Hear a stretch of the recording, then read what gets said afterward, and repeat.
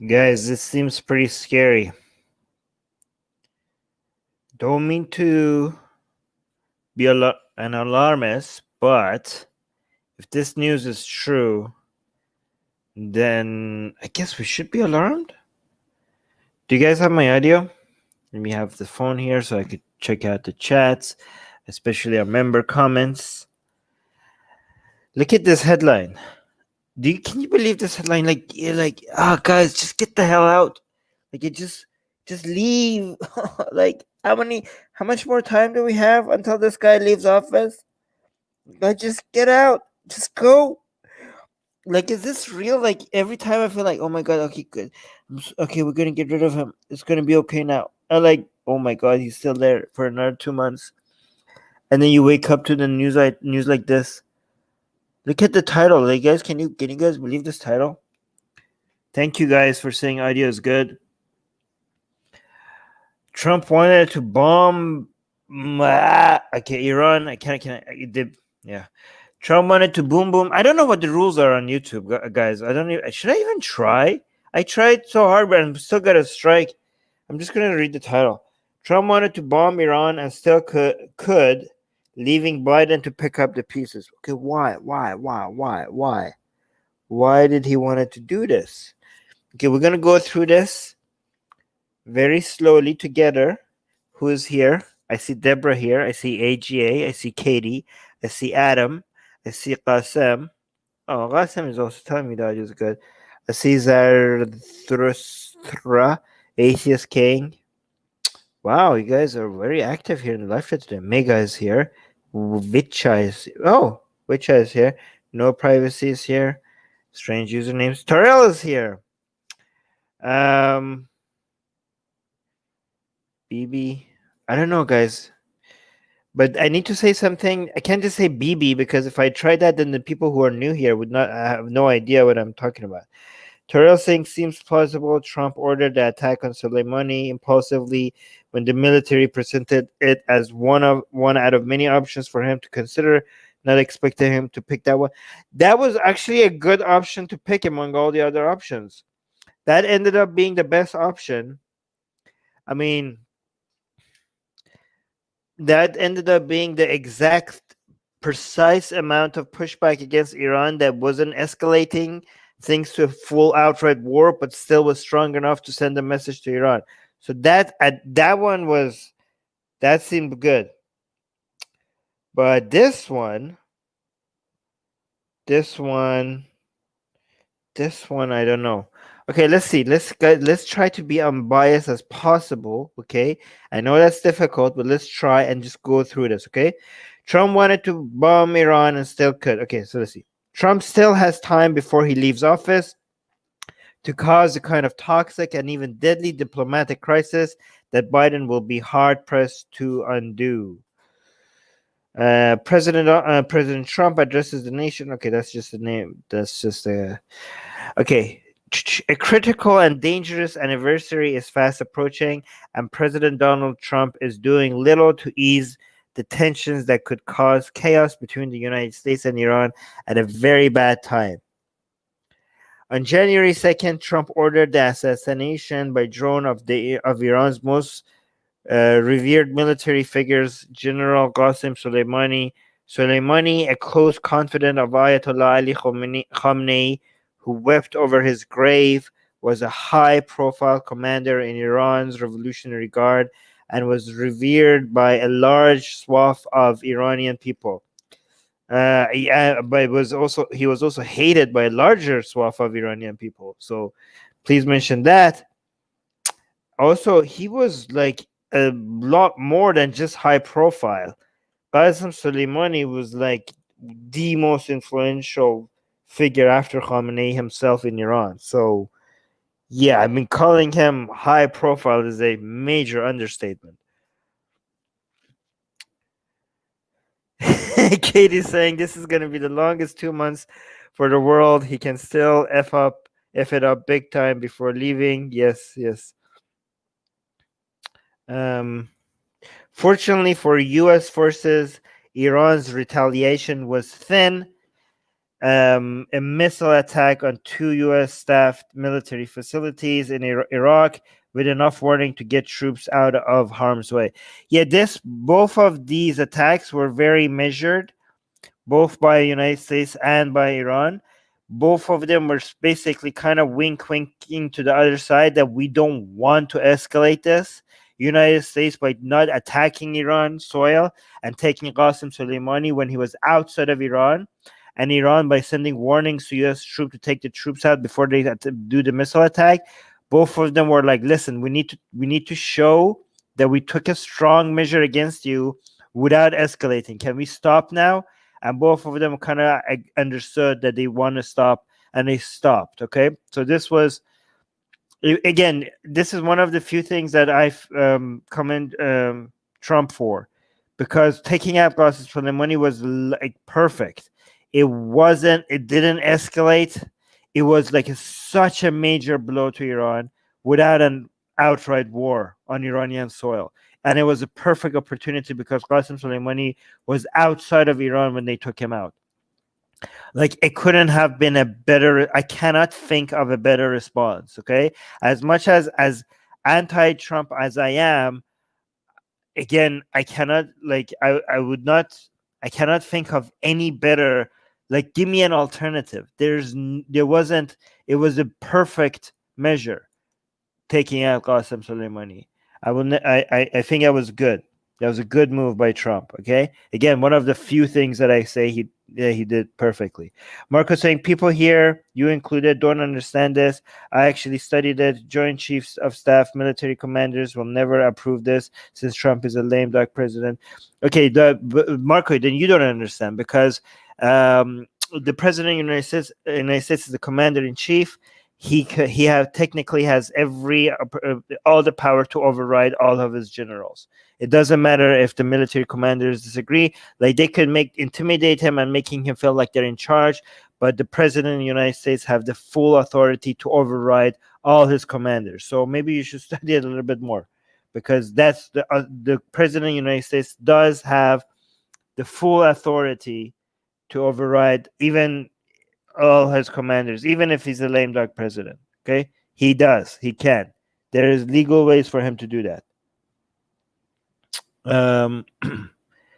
So yeah, it's more difficult though. Okay, maybe you know something that I don't. Then that's my understanding. A critical and dangerous anniversary is fast approaching, and President Donald Trump is doing little to ease tensions.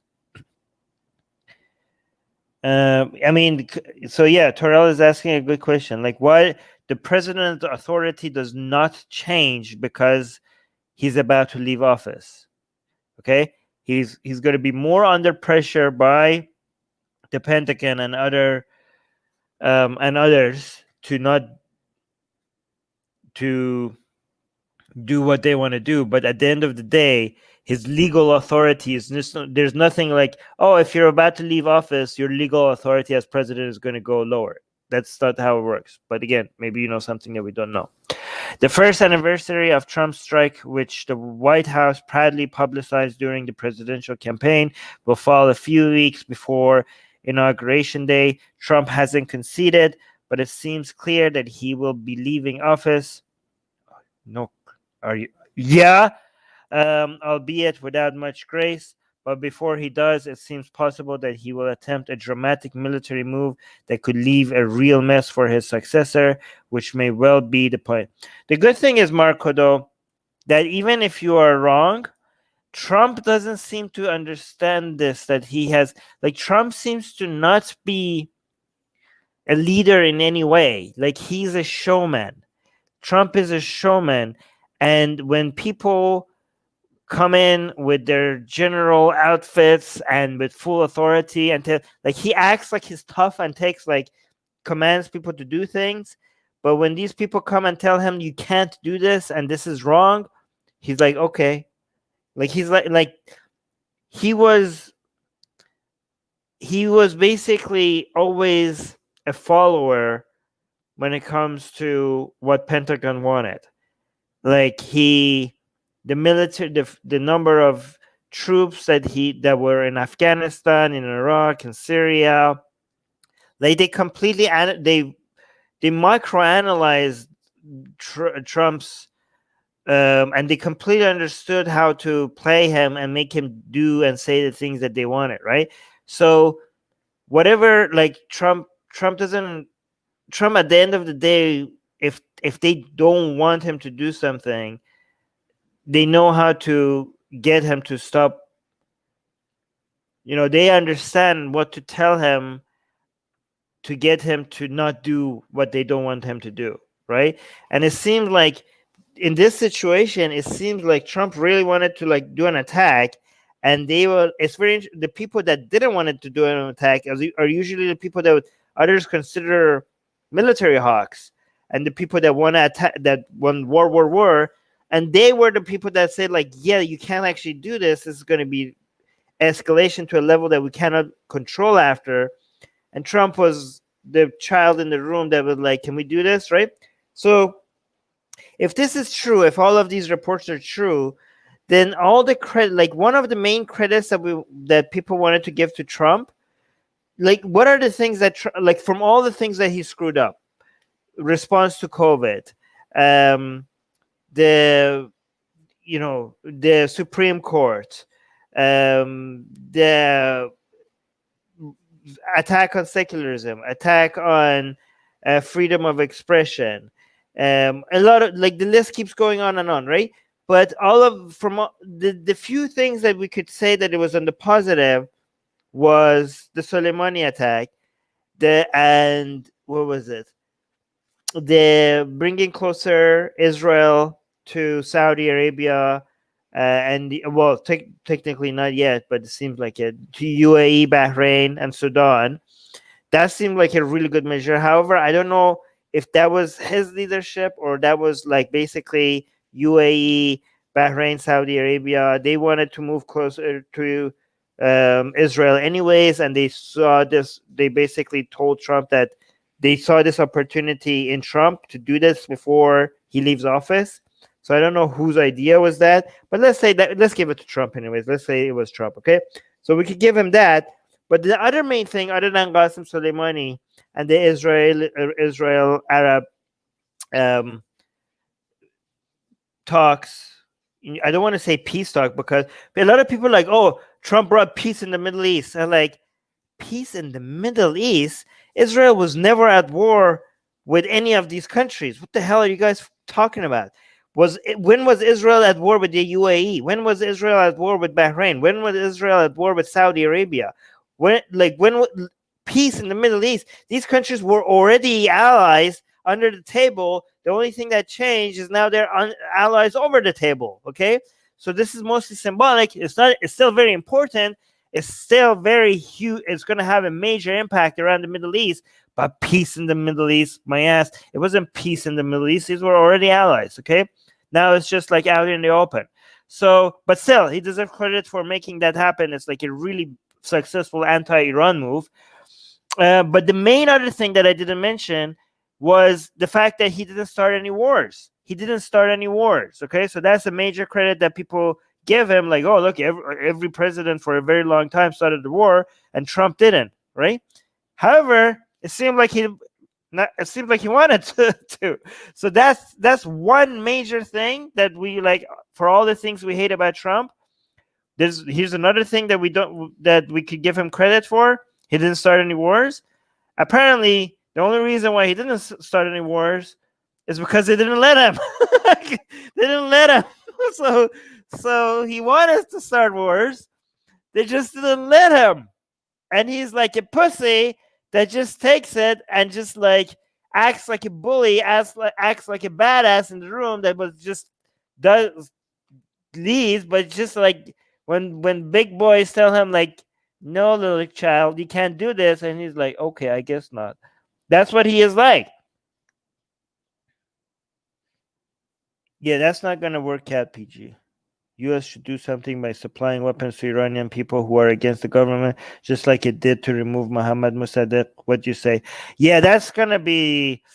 Yeah, United States that's gonna be against a lot of international laws, and that's the past couple of years where the United States has done that, it came and bite them in the ass big time. So I don't think that's the best way to do it. Again, guys, this live stream right now is not about how to topple the Iranian government. Okay, so let's focus on this. We could talk about.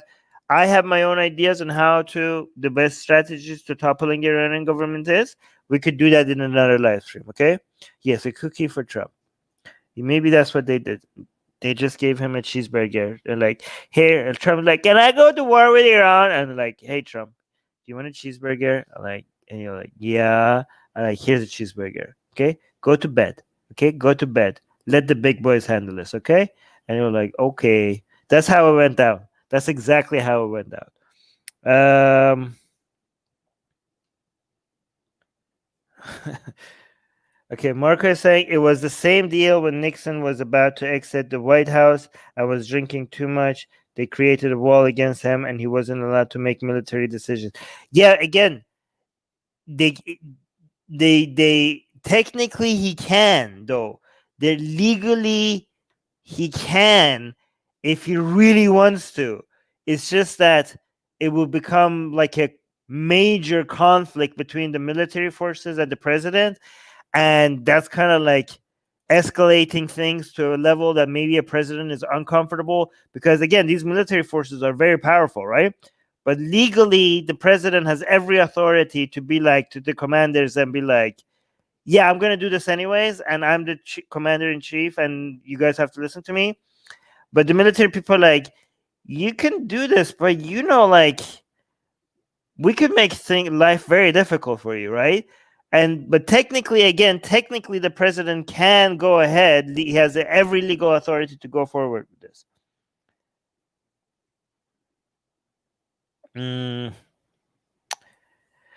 Yeah, AJ, it really depends on the situation, okay? But let's focus on this specific news, okay? According to the New York Times, it took the according to the New York Times, it took the combined persuasive powers of Vice President Mike Pence, Secretary of State Mike Pompeo, Joint Chief of Staff Chairman Mark Milley, and Acting Defense Secretary Christopher Miller to talk Trump out of the idea of bombing Iran's leading nuclear facility at Natanz last week. Yes. So here's the thing. The reason why all these people had to talk him out of it is because he legally can do it. They wouldn't have to keep persuading him to stop it, to cut it out. Cut it out, Donnie. Cut it out. If they wouldn't have to persuade him if they weren't worried about, if he didn't have the legal authority. Trump has all the legal authority to go to war with Iran, but all these people had to talk him out of it. And this is again, they have they could make life very difficult for Trump, and that's why maybe no president would want to like stand against this many powers that be. But again, if he really wanted to, he could push for this. But look at all these names that convinced him out of it. Mike Pence, Secretary of the State Mike Pompeo. Like, these are like war hawks. Pompeo, like, who else? Mark Milley, Defense Secretary. Like, these are the people that even these people were like, yeah, this is a bad idea. This is a bad idea. And again, if Trump wanted to go to war with Iran, even though these people didn't want to go to war with Iran, that whole idea of, oh, let's congratulate Trump for not starting a war is now out the window. He doesn't deserve any credit for that, because the only reason why he didn't start a war is because he was pushed out of it. Yeah, okay, de jure he can, de facto he can't. You get it? De facto he can't. No, explain. Thank you for the super chat, though.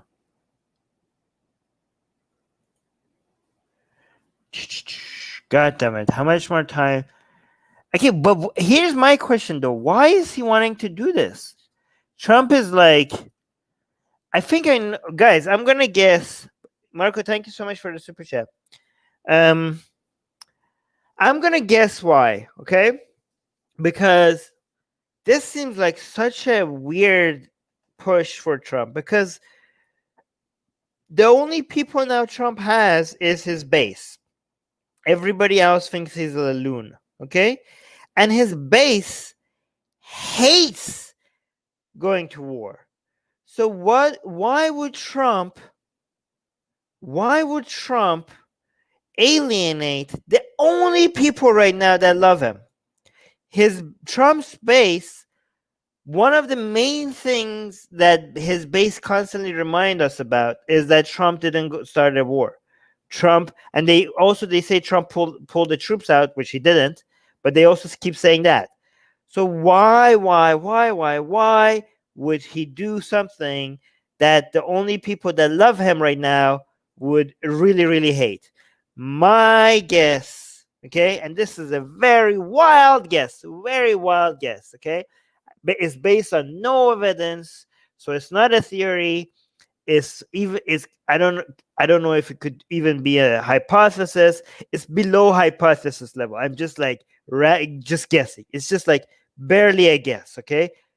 Not even an educated guess. It's an uneducated guess, okay? My guess is that he doesn't like what is being covered on the news right now. He's embarrassed, and he just wants the news to be about something else.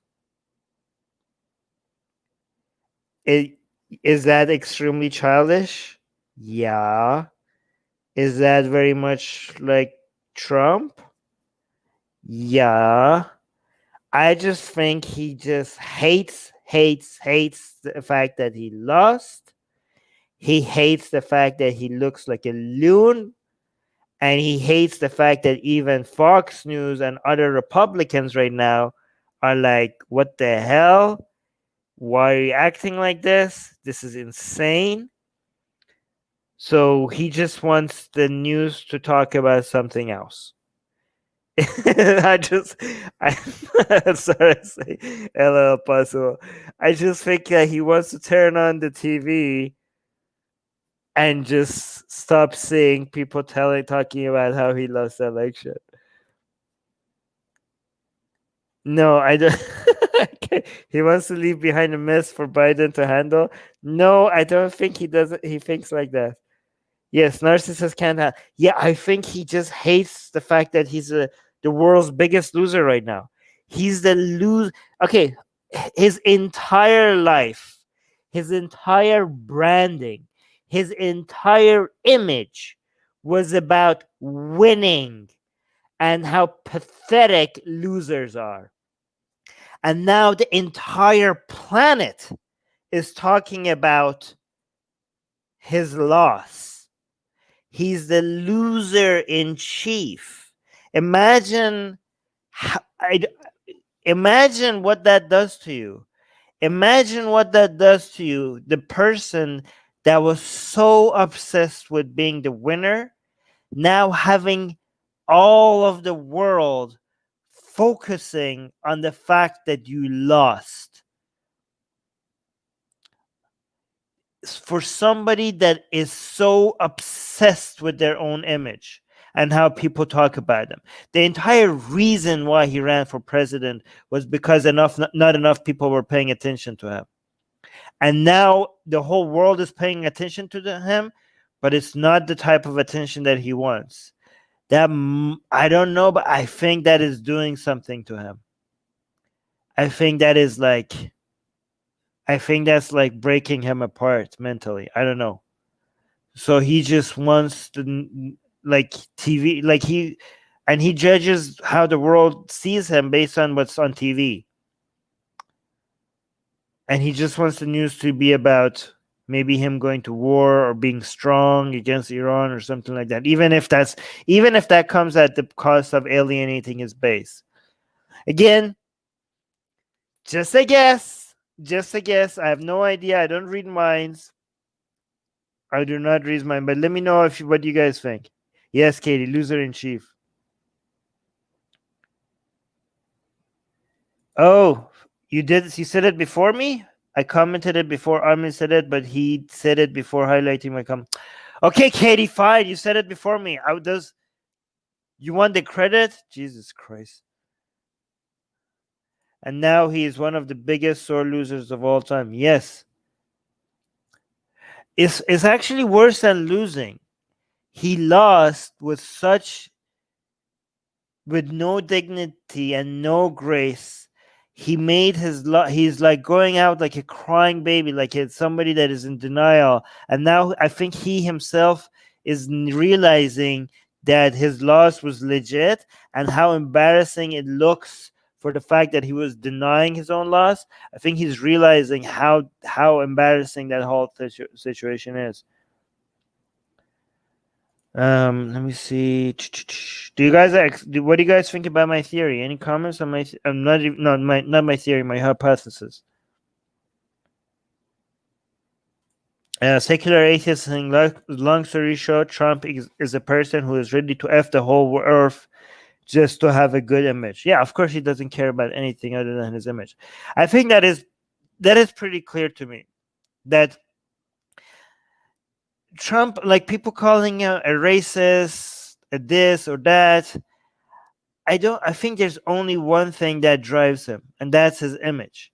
Like I don't think he has a complicated ideology to be a fascist or a racist or anything else. He doesn't have any views, any ideology, any philosophy other than how many people love me. Kind of reminds me of Homelander. Do you guys know what I'm referring to? Yeah, he's just like Homelander. There's no Yeah, he's like Homelander. Like what was that other?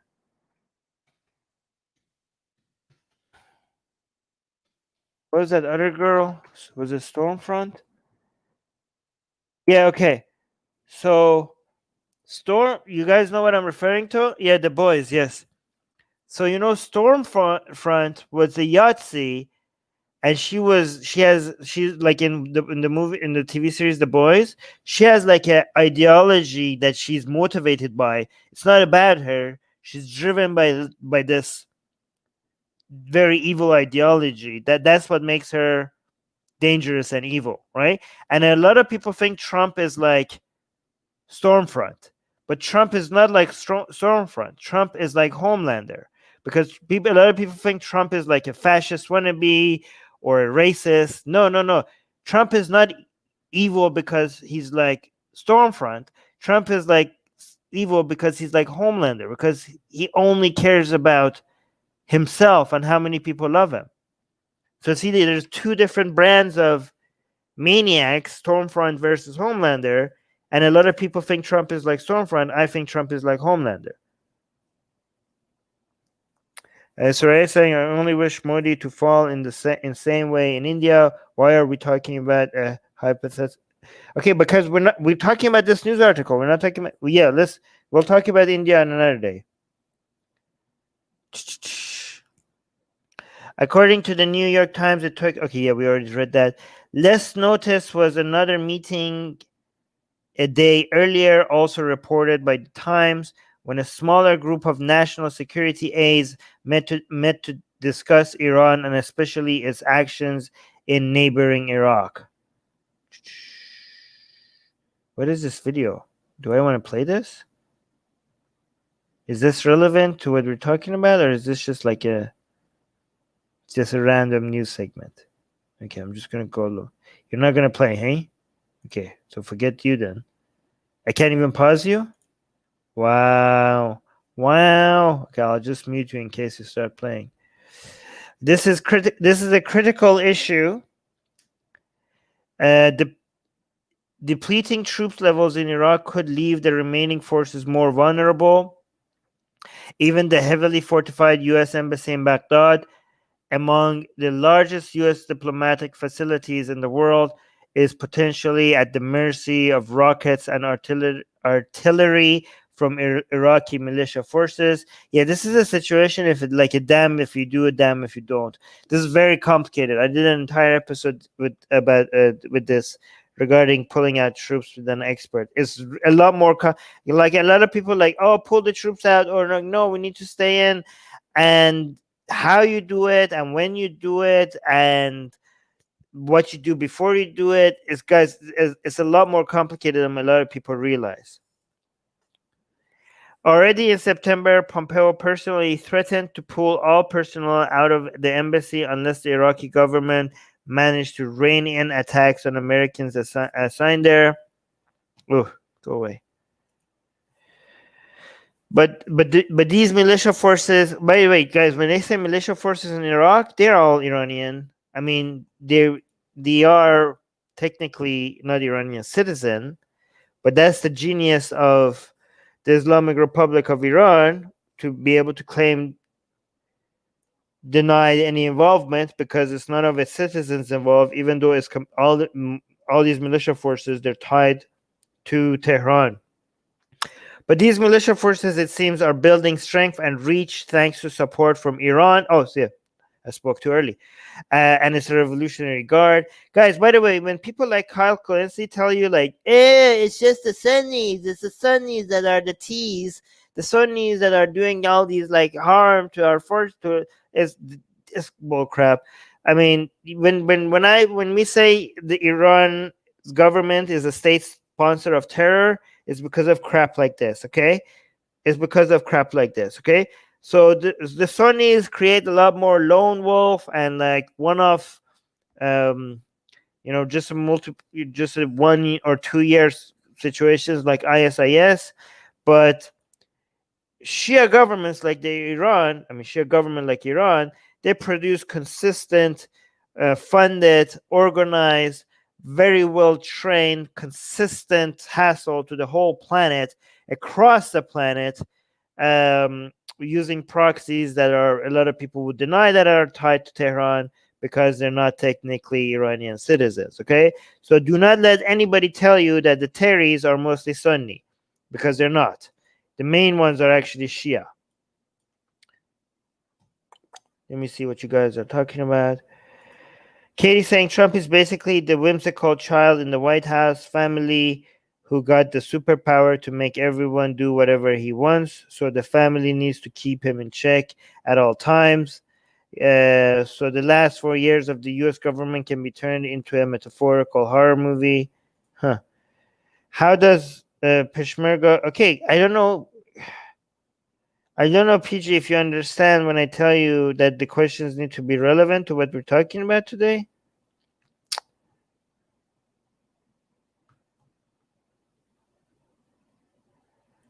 Sarah, you have some really good comments that I'm missing because you're not tagging Atheist Republic. But you have Sarah saying Kyle is obnoxious and wrong, too far left. He wants us to just bring everyone home and let them sort it out there, as if that will help anybody. Sarah, I really wish I could tag more of your comments. You have some really interesting takes. If you want me to read any of your comments, make sure you tag Atheist Republic, okay?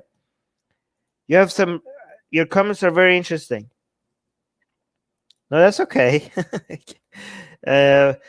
Pompeo hasn't fully waded into the conflict, but the death of more Americans in Iraq could provoke an American response.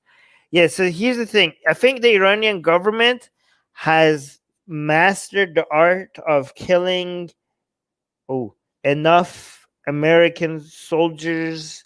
Like, they know exactly. Okay, so the Iranians have like tested exactly what the sweet spot for them is. Okay, they're like, if we kill this many American soldiers using non-Iranian citizens, that would not get a response from the United States, right? So in the United States have an understanding.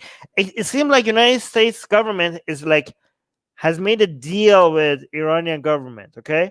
And like, they have signaled to them that you are allowed to kill this many of our troops, this many every year, as long as none of your own Iranian citizen, as long as the Iranian military itself is not involved, as long as the proxies of Iran are involved, and as long as the numbers are below this many, then you will not get a response from us, right?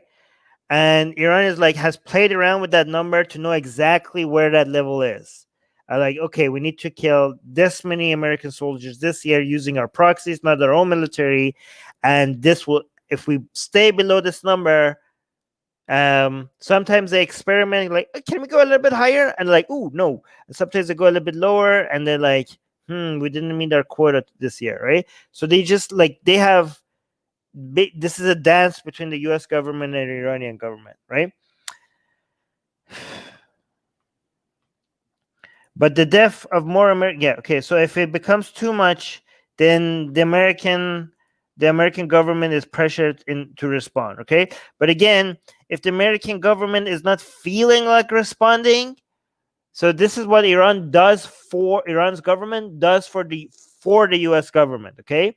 Because they're not using any of their own troops directly, so they're giving the United States government the excuse not to retaliate, because they could deny to their own citizens the involvement of Iranian's government, right?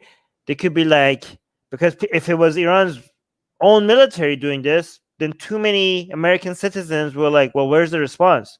They're killing Americans. So Iran is letting the US government get away with not responding by not using their own military directly. Okay. Oh, what do they gain? Okay, what do they gain by killing US soldiers? Many things. First of all, recruitment, signaling strength to their to the anti-American forces around. Look, so for example, okay, so the Iranian government likes to show that they are like, to the anti-Americans outside of Iranian border. Iran has to act like the hero that they need, the force that they need, the barrier between United States imperialism and their country. Like all these other Islamic leaders have betrayed them and abandoned them, and Iran is the main force that is stopping them. So they have to brag about how they are crushing the enemy. And also, also testing how much power they have. Also, constant excuses for them, for these militia, for them to be able to fund the militias around outside of their borders to build their own empire, right? So letting a lot of these militia that want Iran's involvement, because Iran's involvement outside of their border makes a lot of these militias have a lot more influence on their own government. Like a lot of, for example, Iraqi government is afraid of a lot of Iranian proxies in the region, and they know that they can't go much against them, right? And the more Iran uses them to carry out missions around the region, the more these proxies are going to be influential. So it's kind of like, when you start feeding these proxies, these proxies will constantly demand more, right? And they want Iran. It's kind of like government agencies that when you start feeding them, they just keep growing. And when you feed them more, they constantly want excuses to keep to grow. So they have to find excuses for why they're relevant. It's kind of like a tumor that keeps just growing and growing. It's really hard, right? Again, and also it's very profitable, right? Fear mongering their own citizens for why we need to be outside of these borders, or else they will come home and you all be screwed. Because so we need to, how United States, for example, tell their own citizens we need to fight them there, so we don't fight them at home. Iranian government tries to do that, try to sell that story not just to their own citizens, but acts like a father country to a lot of Shias around the region. They're like, oh, we are like, you belong to us, right? So they kind of like building this kind of high, like wink, wink, not to the people outside of Iran's border, is that you guys know that you belong to Iran's empire, right? Just like the Turkey is trying to bring back the Ottoman Empire, Iran is trying to bring back the Safavid Empire or the Sassanid Empire, depending on who the audience is, right? And to do that, it needs to fight. It needs to show that it has capability to say "F you" to the world's largest superpower. So there's a lot of things here at play. Like, it's a lot of it is also marketing. The idea of Iran being able to kill American soldiers and get away with it and not even get a response, that is such a to their audience, to their Shia loyalist audience, that's like such a Chad move. They're like, look at it, like look at us, like we're killing their citizens, and they're not even doing anything. Like, that's how much power we have in this region. We are the hegemony in this area. Anybody that wants to do anything in this area, they have to go through us.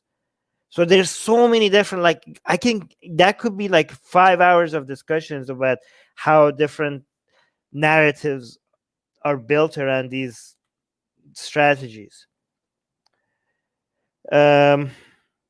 Selva Kumar is saying they are trying to bring back the Persian Empire. Yeah, but Selva Kumar, which Persian Empire? That's a very interesting discussion as well, okay? Which Persian Empire are they trying to bring back? Because for Turkey, that's one answer. Which Turkish empire is Turkey trying to bring back? The Ottoman Empire. You know why that's an easy answer for Turkey? Because Turkey doesn't have to choose between nationalism and religion, because the Ottoman Empire was both Islamic and an empire, right? Like, Turkey was great when it was Islamic, okay? But Iran has to choose between two different audiences. It cannot choose like in Turkey, the nationalists and the Islamists are the same people, okay? In Iran, they are the opposite group of people who hate each other, right? So in Iran, when you say they're trying to bring back the Persian Empire, the question is it the Safavid Empire that they're trying to bring back, or the Sassanid Empire they're trying to bring back? No, Qasim is in Persian Empire. Yes, but which Persian Empire? Okay, are they trying to bring back the Safavid Empire, which was a Shia empire, although a weaker empire? Are they trying to appeal to bringing back a Shia empire like the Safavid Empire, or they're trying to appeal to the nationalists, to the strength of the pre-Islamic Sassanid Empire, which more people, the nationalists, have more of an allegiance. The nationalists in Iran have more of an allegiance and a sense of nostalgia to the Sassanid Empire, not to the Safavid Empire. Okay? So again, different narratives for different people. The Iranian government has to play carefully with three different narratives. Okay? And they know this. With the internal audience, playing with the Shia narrative doesn't sell very well. That's why they're more and more, even the religious leader, are playing into the nationalist narrative rather than Shia narratives. But they can't do that too much, because they still have a very strong religious core that angers them if they don't play the Shia narratives as well. But more and more they're learning that to the core, internally, they have to lay off Shiism and they have to focus on nationalism. Around the region, they use the Shia narrative, okay, because the Shia heavy areas in the region, the Shia crescent, is exactly where both the Sassanid Empire used to be in power. And those are the exact areas where Iran has the most amount of influence. And they have to sell Shia, a certain brand of Shia Islam, to be able to gain more following over there. But that's the second narrative. The third narrative that they have to sell to have influence around the Islamic world, they cannot play the Shia narrative around because the Shia if they use the Shia narratives around the Islamic world, that's actually more that would be more divisive than a lot of Sunnis will think that Iran is not our ally because Iran is Shia. So when it comes to most of the Islamic world, they don't play the Shia narrative. They play the Palestinian narrative. They constantly remind you that Iran is the only true ally and guardian of the Palestinian, and all the Arab leaders have betrayed the Palestinians and have allied with Israel, and it's only Iran that stands guards for the Palestinian people. So when it comes to the Islamic world, they don't play the Shia narrative, they play the pro-Palestinian narrative.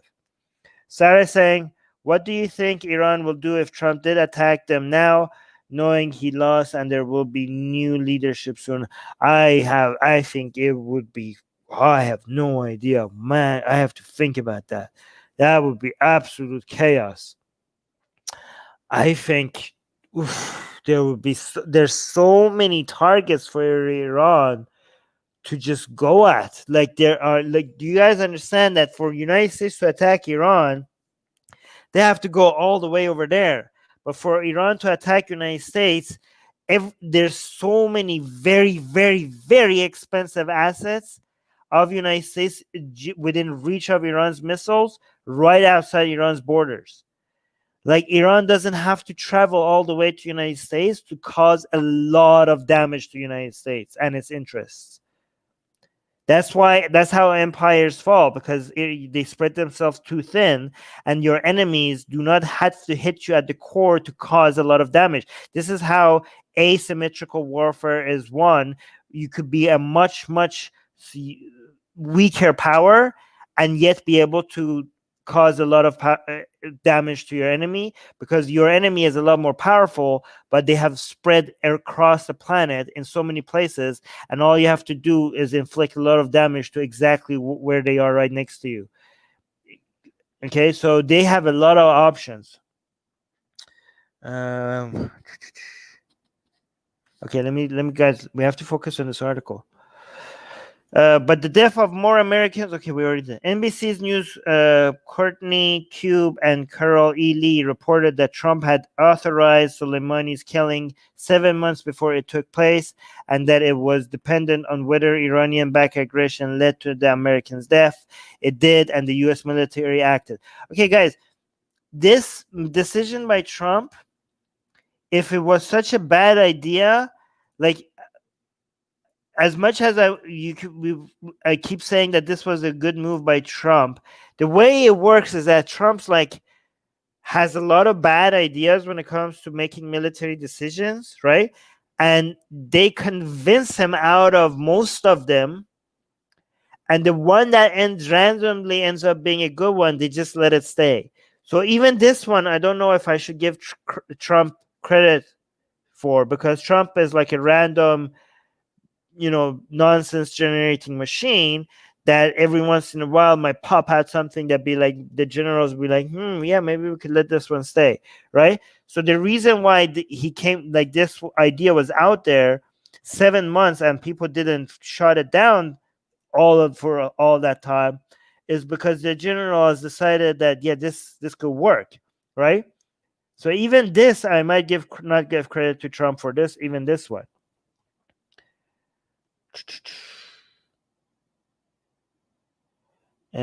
Sarah saying, hopefully the general is keeping in check until he's gone. Yeah, I hope so. So many right-wing leaders and their dreams of their empires. Yeah, exactly. Katie saying, even though Trump might run for president again in 2024, would he have any relevance by then? Okay, so the problem is that Trump's base is very, very strong. So, I mean, if you look things might change, but right now there's no other Republican that could have seriously challenged Trump in 2024, right? Like, nobody else has such a stronger base. So if things don't change, the Republican primaries could easily be won by Trump again in 2024. Okay, so because there's no other person with such a strong base.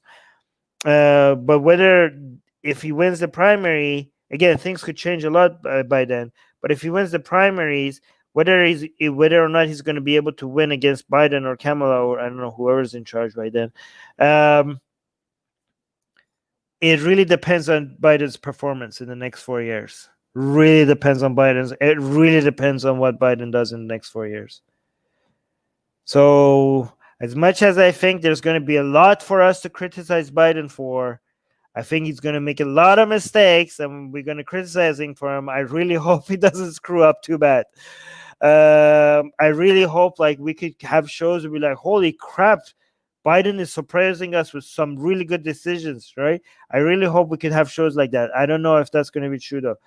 Qasem Soleimani was such an inspiring person. Even Trump called him son of the beach. I don't know what. Okay. Yes, he was unfortunately very, very inspiring. Unfortunately. Whoa, we have a new member. Truth Seeker is a new member. Welcome to our family. Welcome, Truth Seeker. Yes, Soha, Silva Kumar is welcoming you. Soha is welcoming you. PG saying Qasim Soleimani rescued many Indian nurses from Iraq. He was a great man. No, he was a horrible man. He was a war criminal. He killed more people than he saved. PG. He was like he used children. He used Afghani children to die for him in his wars. He's responsible for more Syrians dying. He's responsible for Iranians dying. He's responsible for Syrians dying. He's responsible for Afghani children dying. Yeah, he could go. He could get. He deserved to die, and I'm glad that he did. I'm glad that he was a cancer on earth. Yeah, he was a war criminal. Trump is starting his own new TV channel. Yeah, I know. That's actually a smart decision by him. I hope it fails, but I don't think it will. Actually, most of the businesses that Trump starts fail, but this one might actually work. Yet today, U.S. forces are arguably more vulnerable in Iraq than they were in January, and with the drawn down of forces over the next 2 months, they will likely become even more so. Yeah, this is the situation again. Damn if you do, damn if you don't. There are at least 20 new Iranian-backed groups in Iraq. Oof. This is the Shia empire being built. 20 new guys. Okay, read this again slowly. Okay, it's not telling you that there are 20 Iranian-backed groups in Iraq. Okay, read this carefully. That would be extreme already. If this said there are 20 Iranian-backed groups in Iraq, oh, like holy crap, there are 20 Iranian-backed groups in Iraq. No. It's telling you there are at least 20 new. The highlight being new. That's how fast Iran's reach tentacles is growing. It's like a tumor that keeps growing and growing in the region. This is what Iran's government doing instead of trying to make the lives of its own citizens better. It's building an empire. All the money that they could be spending on their own economy, that's what they're doing with it instead. God damn it, man.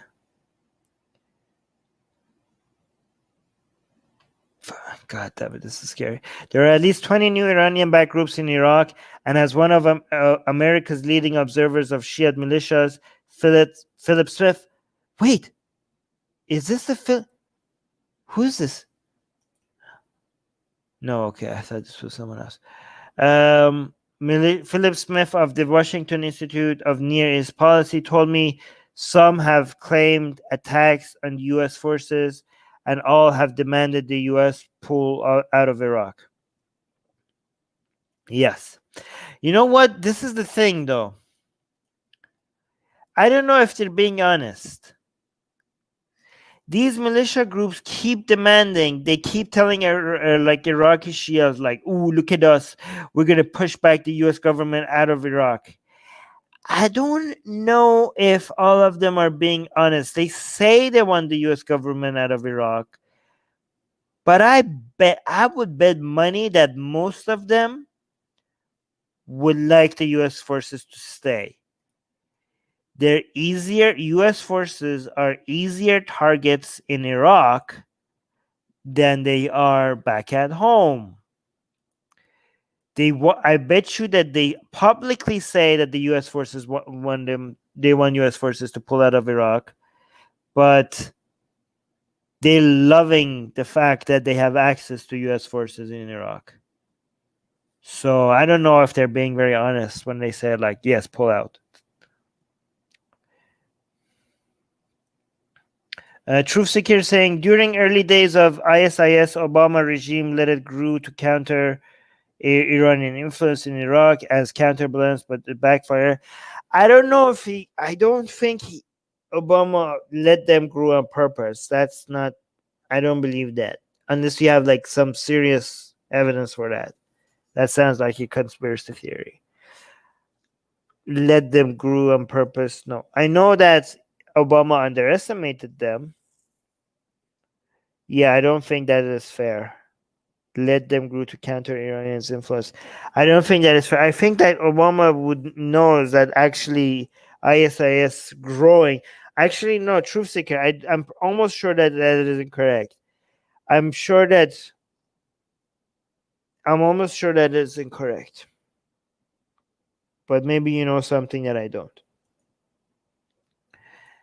But yeah, because by the way, guys, ISIS was a gift to Iran's government. It was the exact excuse they needed to build their Shia empire. In September, when Iranian President Hassan Rouhani met with Iraqi Foreign Minister, the semi-official Tasnim news agency. I know these people. These people are IRG. These are IRGC like spokes. They act like they're a news organization.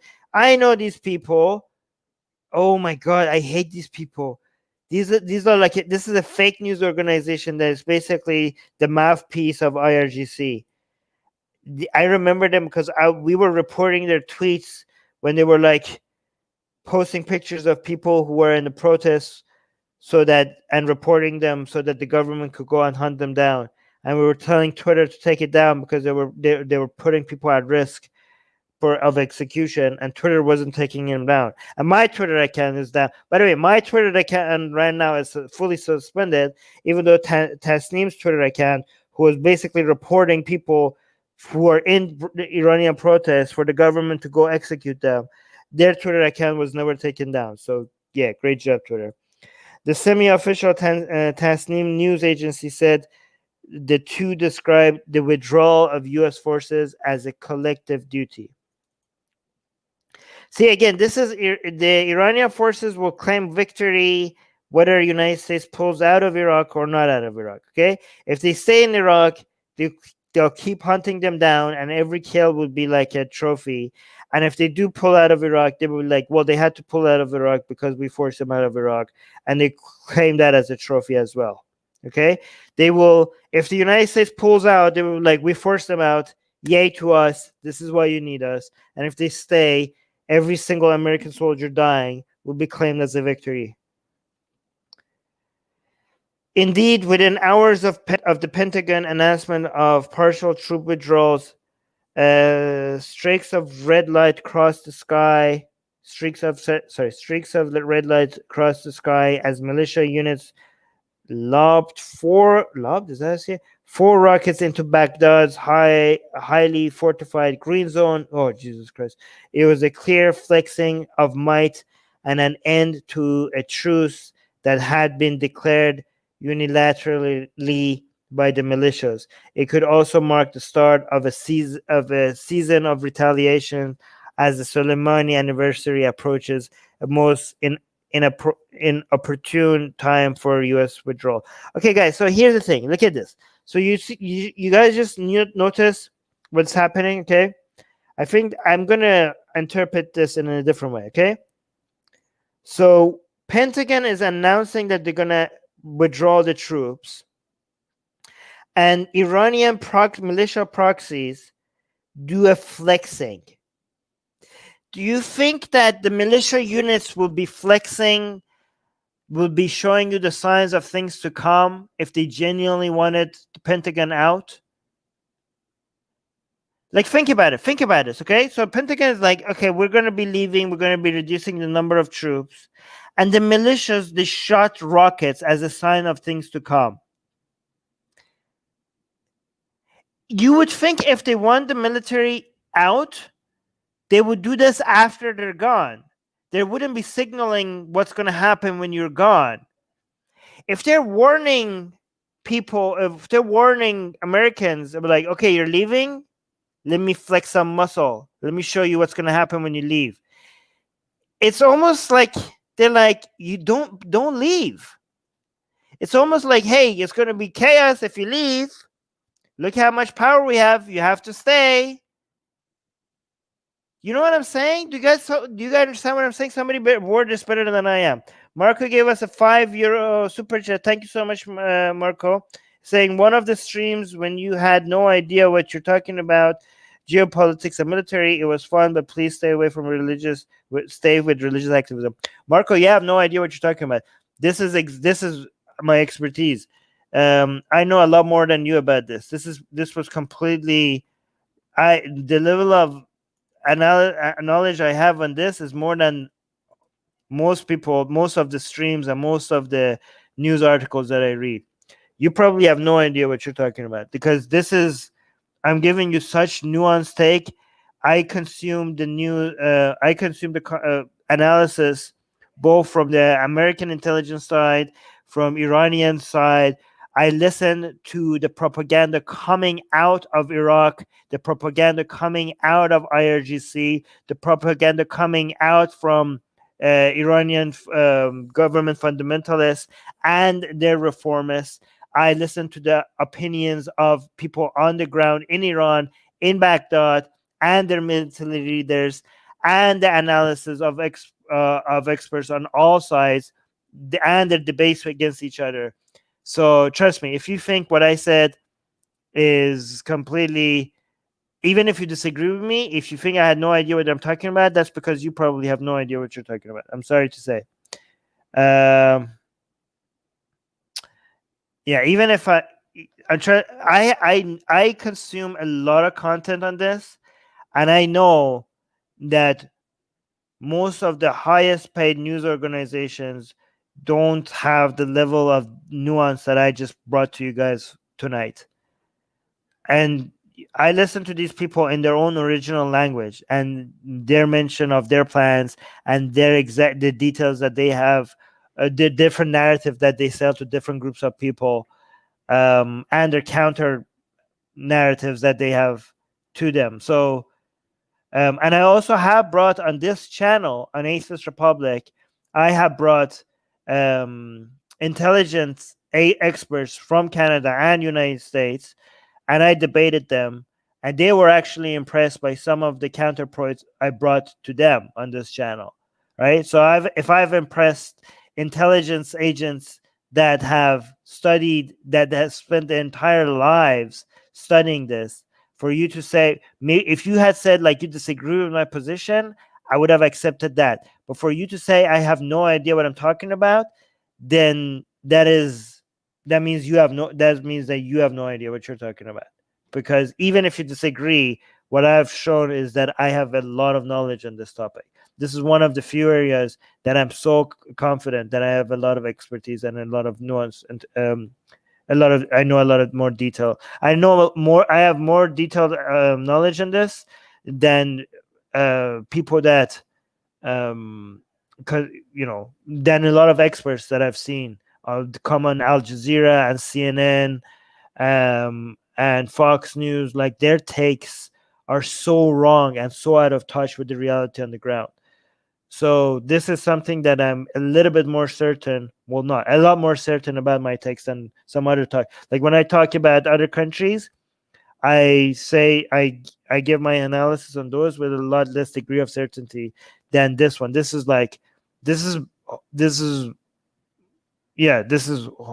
where I grew up, okay? And I consume the news coming from that region.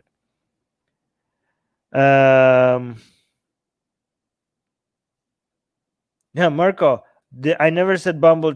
Okay, Marco, you're being so pathetic right now, because I never said Trump will bomb Iran. Okay, so look at this comment, Marcos. Look how ridiculous your comment is.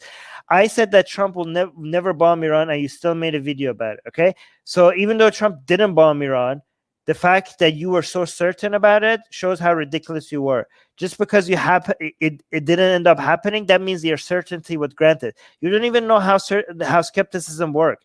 Just because something didn't happen, that doesn't mean it was certain. This is how bad your analysis is. Okay, you were certain. I was saying I was holding my position on whether Trump will bomb Iran or not with some degree of uncertainty. I didn't say he's going to. So see, this is how I know your takes are bad on this, Marco, because my takes are with some degree of skepticism, right? So I was I didn't say that Trump is going to bomb Iran. I didn't say he's not going to bomb Iran. I hold those positions with some degrees of uncertainty. And you think that because he didn't bomb Iran, it was justified for you to be certain that he was never going to bomb Iran. And your certainty, even though Trump didn't bomb Iran, your certainty even is not justified. Okay. So, for example, if I just say like this team A is going to win in the soccer match over team B, and I say I'm 100% sure, and I think like your certainty is not justified, if team A wins, then that doesn't mean that your certainty over team A winning was justified. And the fact that you think that because team A won, that means your certainty that team A would have won was justified, shows how basic your thinking process is. Anyways.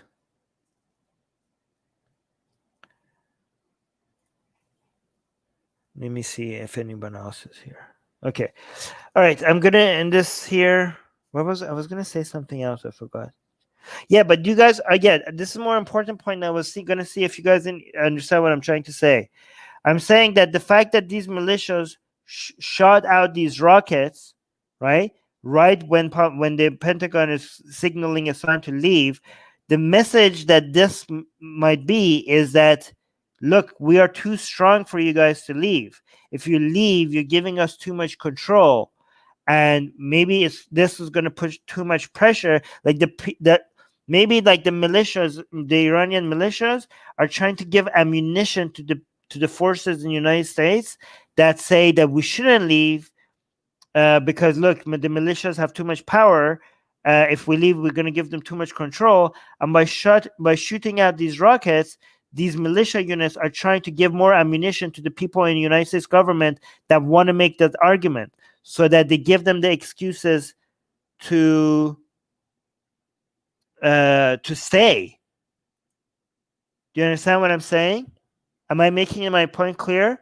So it might be that these militias want the United States government to stay in Iraq, and they're trying to shoot at these rockets so that the people in the U.S. government that are trying to push the government to stay have more to use these rockets as an argument.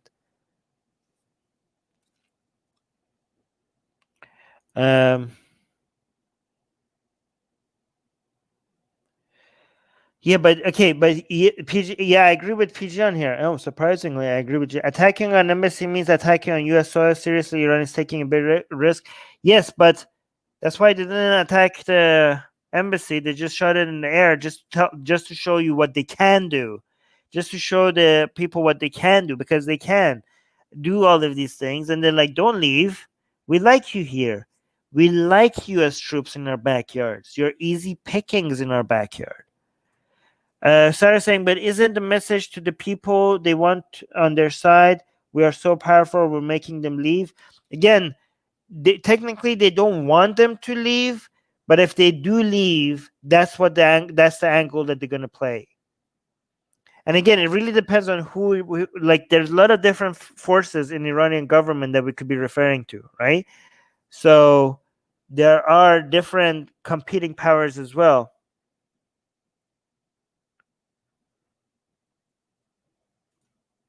Yes, I agree with that. Anyways, I'm going to end this here. This is all very interesting. I don't. By the way, if this does escalate, ever, it's unlikely, but it's possible. Okay. It's very unlikely that this will escalate. It's very unlikely for Trump to be able to bomb Iran. Okay. But just because it's unlikely, that doesn't mean it's impossible. If something has a 10% chance of happening, 10% is like a lot. Okay? That's a lot. Okay? For example, so for example, when I said Trump has a 30% chance of winning, that doesn't mean that he wasn't going to win. He might have won. And if he won, people would have come to me and be like, Armin, you were wrong. Right? I said Trump has around a 30% chance of winning the election. If he had won, people would come to me and tell you like, "Oh, look how wrong you are, Armin," because they don't understand how probabilities work. A lot of people don't understand how probability works. 30% chance of winning is a lot.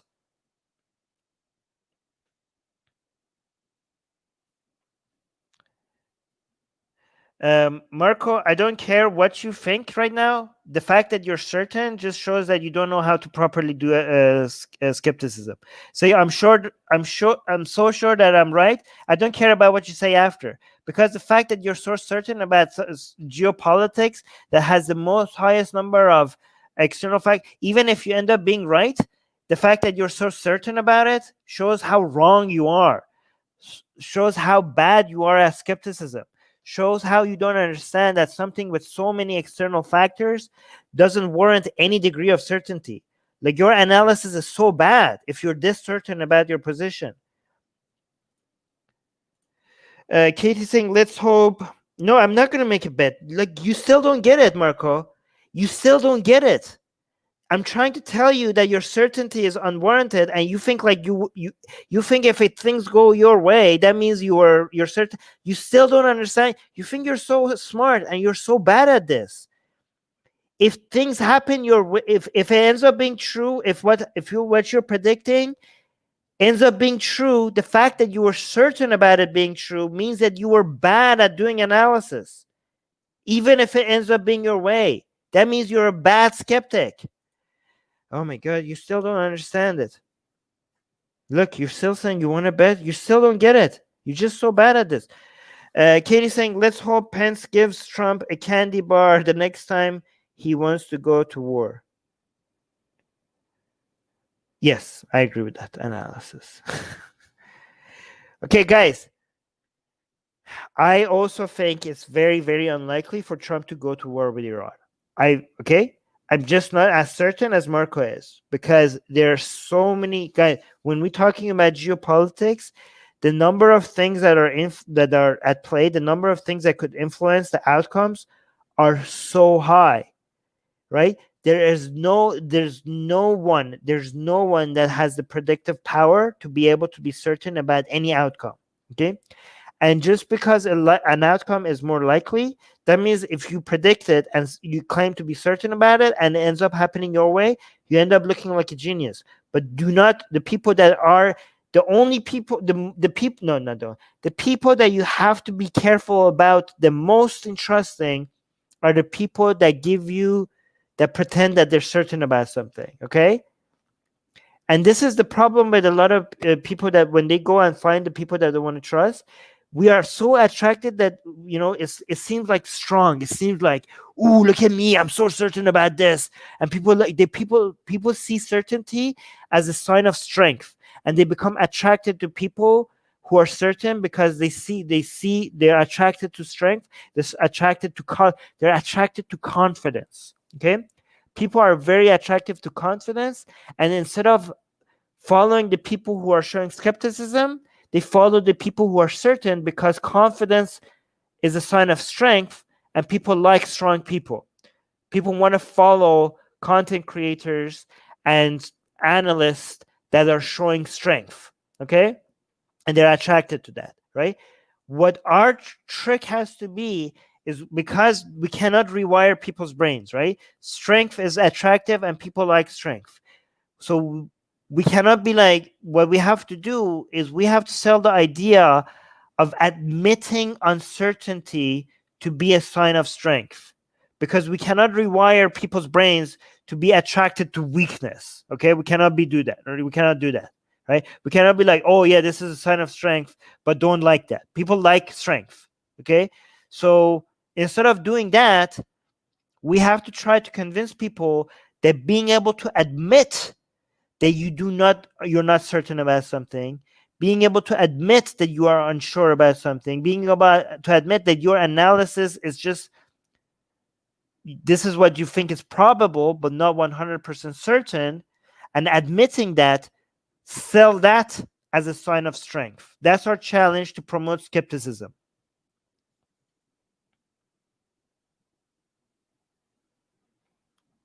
Okay.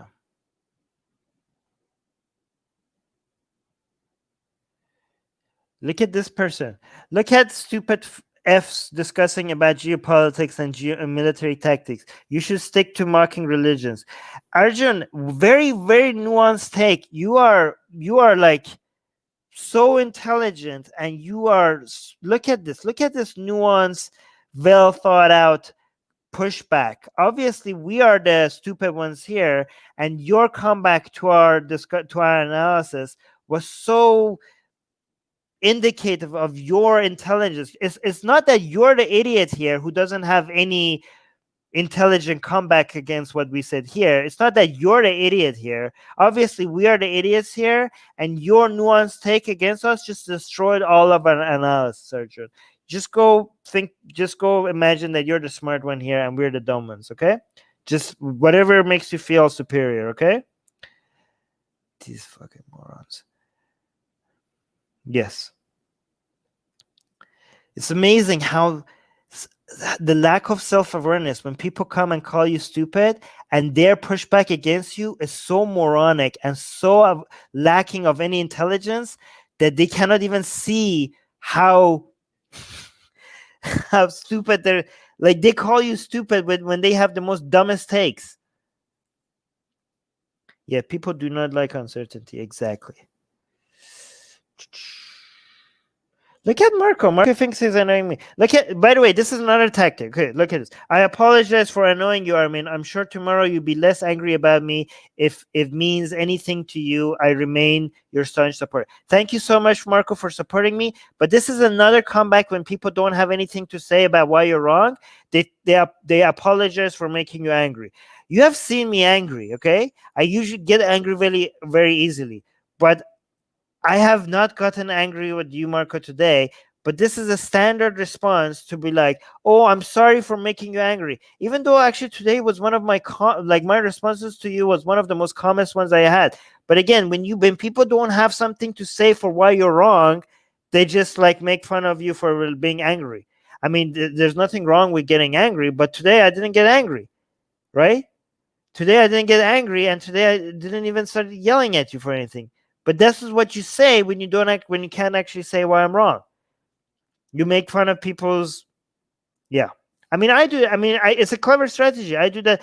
I do that when I see people are triggered. I just throw some salt on their wounds because it's fun. I get what you're trying to do to me. It's not working on me because I've played this. I have used this tactic to play with other people's emotions a lot. So nice try, Marco, but it doesn't work on me because I know what you're trying to do. It's the fundamentalists who are certain. Yes, exactly. What else we have? Anything else?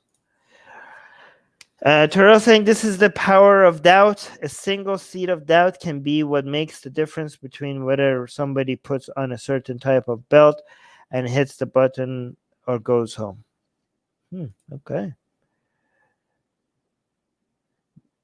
Okay. What else? Yes. Oh my God. The overflowing nuances from that comment. Exactly. Katie gets it. Armin, I pronounce you 13th and only legit Imam. Coming from Imam Hussein himself. I like that title. I accept. I accept. What an honor.